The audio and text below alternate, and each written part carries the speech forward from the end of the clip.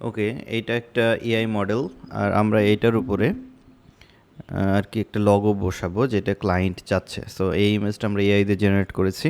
তো এটার উপরে লগো প্লেসমেন্ট কিভাবে করব?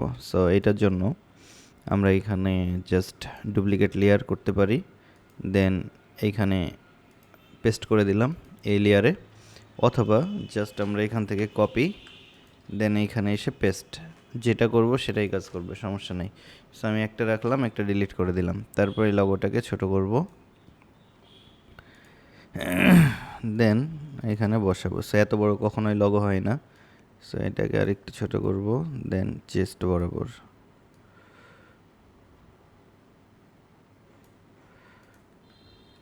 ওকে,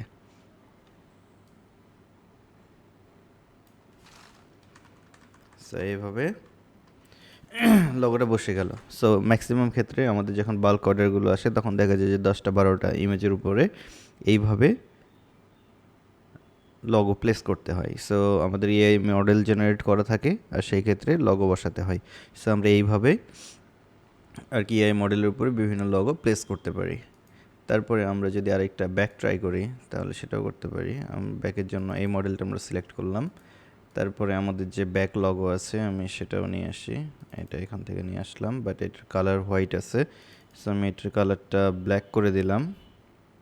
সো এটার জন্য সরি, এখানে ডাবল ক্লিক করে লেয়ার স্টাইল আসবে, তারপরে এইখান থেকে কালার ওভারলে, এইখান থেকে জাস্ট ব্ল্যাক। তাহলে এটা ব্ল্যাক কালার হয়ে গেল। এখন আমি সেমভাবে কপি করব, দেন এইখানে পেস্ট করব,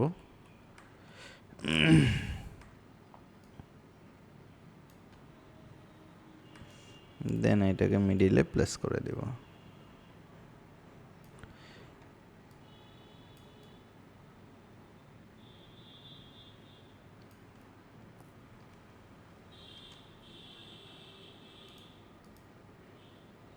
ওকে, দ্যাটস ইট। সো এটাও কমপ্লিট। সো এইভাবে আমরা মেইনলি লগো প্লেসমেন্ট, আগে লগোতে যাব, দেন লগো থেকে লগো আর ইয়েটা ওপেন করব, তারপর কপি নিয়ে এসে এআই মডেলের উপরে পেস্ট করে দেবো, দ্যাটস ইট, তাহলেই হয়ে যাবে। সো এইভাবে আমরা এই যেসব প্রজেক্টগুলো আছে এগুলো কমপ্লিট করতে পারি, ভেরি সিম্পল।